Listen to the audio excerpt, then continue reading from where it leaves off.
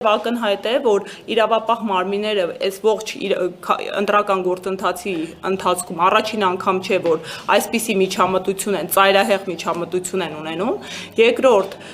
դա եւս կոպիտ խախտում է, որովհետեւ բունկ քվեարկության օրը այս տարեց կանայք առևանգվել են, ընդգծում եմ առևանգվել, որովհետեւ մեր ոստիկանության մասին, ոստիկանության ծառայության մասին, իրավապահ մարմինների գործունեության մասին օրենքները նախատեսում են անձանց բերման ենթարկելու հստակ իրավակարգ, եւ դա որևէ կերպ չի ենթադրում, որ մարդուն կարող են գնալ առևանգել ու ժամերի ընթացքում չկարողանան իրենց աջակիցները, մերձավոր բարեկամները, փաստաբանները հայտնաբերել, թե որտեղ են գտնվում այդ անձինք։ Իսկ այդ օրը կոնկրետ ուժի ներկայացուցիչ կանայք, ընդ որում ընդգծեմ, 75-ամյա կին, 90-ամյա կին, տարեց կանայք,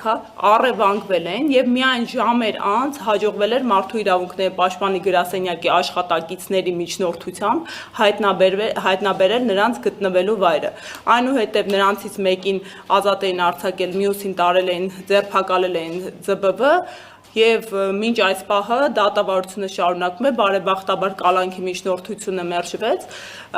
Ընդհանրական ուզում եմ նշել, որ այո, մենք ինչպես նախորդիվ ասել ենք, որևէ մեկը չի բացառում, որ հանցագործության հատկանիշների փաստերի առկայության պարագայում իրավապահ մարմինները պետք է համապատասխան քննչական եւ օպերատիվ գործողություններ կատարեն, բայց այդ գործողությունները պետք է լինեն համաչափ եւ որոշակի։ Իսկ այս ողջ ընտրական գործընթացում դրսեւորած վարքագիծը իրավապահ մարմինների կողմից որևէ կերպով առնվազն համաչափության տարերին չեն համապատասխանում եւ մենք խստորեն դատապարտում ենք տարեց կանանց նկատմամբ, որովհետեւ ակնհայտ է, որ նրանց անազատությունը որևէ կերպով